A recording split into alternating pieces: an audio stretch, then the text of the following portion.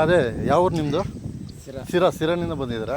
ಸಿರಾದಿಂದ. So daily ನೀವು 20-25 kilometre ಹಿಂಗೆ ಮೇಯಿಸ್ಕೊಂಡು ಅಂದರೆ ಮೇವು ಎಲ್ಲಿ ಅನುಕೂಲ ಇರುತ್ತೆ ಅಲ್ಲಿ ಓಡಾಡ್ಕೊಂಡಿರ್ತೀರ? ಅದೇ ನಾನು 2 ಡೇಸ್ ಮುಂಚೆ ಅಲ್ಲಿ ಎದುರುಗಡೆ ನೋಡಿದ್ದೇನೆ. ಮತ್ತು ಹೆಂಗೆ ಜೀವನ ಎಲ್ಲ? ಜೀವನ ಏನಿಲ್ಲ, ಎಲ್ಲರೂ ಹೊರಗಡೆ ಇರೋದು ನಾವು ಹೆಂಗೆ ಮೇಯಿಸ್ಕೊಂಡು ಇಲ್ಲೇ ಜೀವನ ಕಳ್ಕೊಂಡು.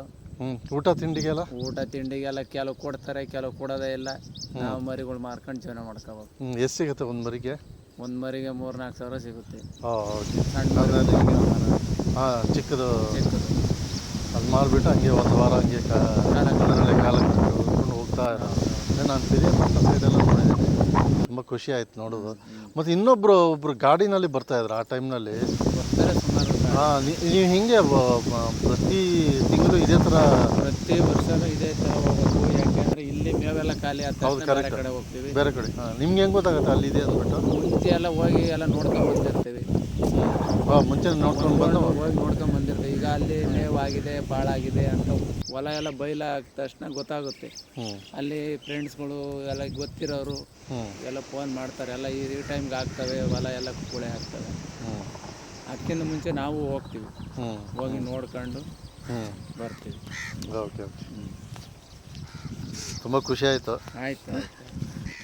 ಶೆಡ್ ಬಂದು ಅಂದರೆ ನೀವು ಹಾಕ್ಕೊಂಡೆ ಇಲ್ಲಿ ಒಂದು ವಾರ ಇಲ್ಲಿ ಮೇಯಿಸ್ಕೊಂಡ್ಬಿಟ್ಟು? ಒಂದು ತಿಂಗಳ ಮೇಲೆ ಆಯಿತು. ಈಗ ಸಣ್ಣ ಇವೆಲ್ಲ ಭೂಮಿ ಎಲ್ಲ ತಡೆದಿದ್ದೀವಲ್ವ ನೈಟ್ ಆಲ್ಟಿ ಗೊಬ್ಬರಕ್ಕೆ. Okay okay. ಅಲ್ಲಿ ಹತ್ರ ಇತ್ತು, ಅವಾಗ ಸಡ್ಡು ಸ್ಟಾರ್ಟಿಂಗಲ್ಲಿ ಹಾಕಿದ್ವಿ. ತಡಿತೆ ದೂರ ಬಂದಿದ್ವಿ. ಎಷ್ಟು ವರ್ಷದಿಂದ ಮಾಡ್ತಾ ಇದ್ದೀರಾ ಈ ಥರ?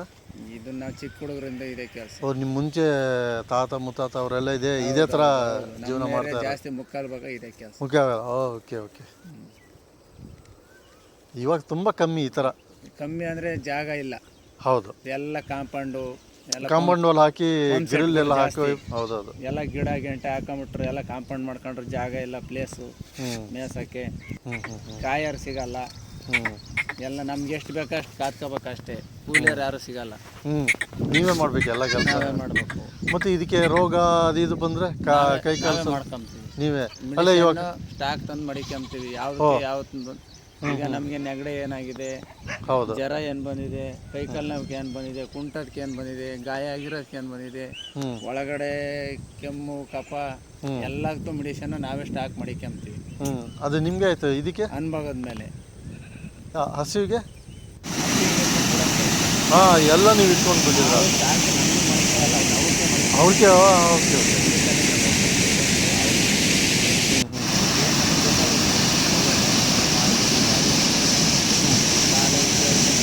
ಹೌದೌದು.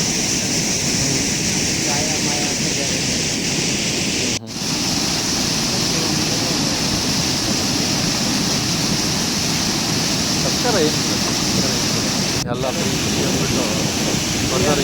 ಎಲ್ಲಿ ಬೇಕಂದ್ಬಿಟ್ಟು ಅಲ್ಲಿ ಕೊಡೋದು.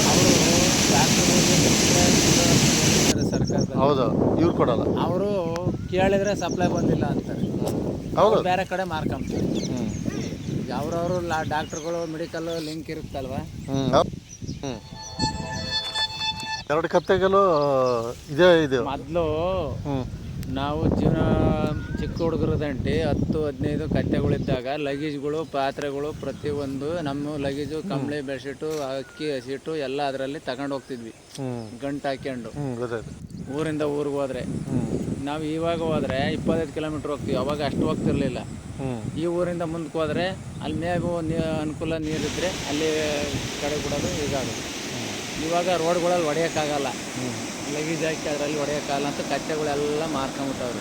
ಬರೀ ಟ್ಯಾಂಪ್ಗಳು ಇಟ್ಕೊಂಡವ್ರು. ಈಗ ಲಕ್ಷ್ಮಿ ಅಂತಕ್ಕದ್ದು ಅದಿದ್ದರೆ ಇದರಲ್ಲಿ ಒಳ್ಳೆಯದು. ಯಾಕಂದರೆ ಚಿಕ್ಕ ಮಕ್ಕಳಿಗೆ ಹುಡುಗರು ಅಂತಲ್ವ, ಹುಟ್ಟಿ 1 ದಿವಸ ಇಲ್ಲ 1 ವರ್ಷ 2 ವರ್ಷ 6 ತಿಂಗಳು ಯಾವ ಹಾಸ್ಪಿಟ್ಲಲ್ಲೂ ಗುಣ ಆಗಲ್ಲ. ಆದರೆ ಹಾಲು ಅಂತಕ್ಕದ್ದು ಒಂದು ಒಳ್ಳೆ ಕುಡಿಸ್ಬಿಟ್ರೆ ಅಂತಕ್ಕದ್ದು ಒಳಗೆ ಕಫ ಏನೇ ಇದ್ರೂ ತೆಗೀತು. ಅದ್ರದ್ದು ಹಾಲು ಯಾವ ಡಾಕ್ಟ್ರ್ ಕೈಲೂ ಆಗಿರಲ್ಲ. ಅದ್ರಲ್ಲಿ ಒಳ್ಳೆ ಇದು ಬಂದಿದೆ, ಎಲ್ಲಿ ಸಿಗ್ತಾ ಇಲ್ಲ. ಯಾರೋ ಬೇರೆ ಮುಂಚೆ ಫೋನ್ ಮಾಡಿ ತಿರುಗಿ ಬೆಳಿಗ್ಗೆ ನೈಟು ಕರ ಕಟ್ಟಿ ಹಾಕಿದ್ರೆ ಮಾತ್ರ ಹಾಲು ಸಿಗೋದು. ಕೆಲ ಜೊತೆ ಕೂತ್ಕೊಂಡಿರ್ತವೆ. ತಿರುಗಿ ಬೆಳಗ್ಗೆ ಬಂದು ತಗೊಂಡೋದ್ರು ಪಾಪಕ್ಕೆ ಬೇಕು ಅಂತ. ಅಲ್ಲಿದ್ದಂಥ ಪೌಷ್ಟಿಕಾಂಶ ಭಾರಿ ಮಕ್ಕಳಿಗೆ ಕೆಲಸ ಮಾಡುತ್ತೆ, ಚಿಕ್ಕ ಮಕ್ಕಳಿಗೆ ಆದರೂ. ಈಗೆಲ್ಲ ದೊಡ್ಡ ದೊಡ್ಡವರೆಲ್ಲ ಕಾಲು ಹಿಡ್ಕೊಂಡೈತೆ ಅನ್ನೋದು, ವಾಯ ಬರುತ್ತೆ ಅನ್ನೋದು ಅಂಥವ್ಕೆಲ್ಲ ಕುಡಿತಾರೆ. ಕೆಲವು ಕಮ್ಮಿ ಆಗಿದೆ ಅಂತ ಬರ್ತಾರೆ ಅವರೇ. ಈ ಥರ ತುಂಬ ವಿಷಯ ಇತ್ತು, ಹೋಗ್ತಾ ಹೋಗ್ತಾ ಇಲ್ಲೆಲ್ಲ ಮರ್ತೋಗಿದ್ದಾರೆ. ಇವಾಗ ನೀವಾದ್ರೂ ಎರಡು ಇಟ್ಕೊಂಡಿದ್ರ, ಅದಿಲ್ಲ ಅಂದರೆ ಇರಬೇಕಾದ್ರು ಅದೇ ಇಲ್ಲ ಅಂದರೆ ಯಾರಿಗೂ ಗೊತ್ತಾಗಲ್ಲ. ಬೆಳಗ್ಗೆ ಎದ್ದ ತಕ್ಷಣ ಅದ್ರ ಮುಖ ನೋಡಬೇಕು, ಲಕ್ಷ್ಮಿ ಅದು. ಅದಕ್ಕೆ ವಾಸುದೇವ ಅದರಿಂದಲೇ ತಲೆ ಗಾಳಿ ಮಡಿಕೊಂಡಿದ್ದು ಮೊದಲು.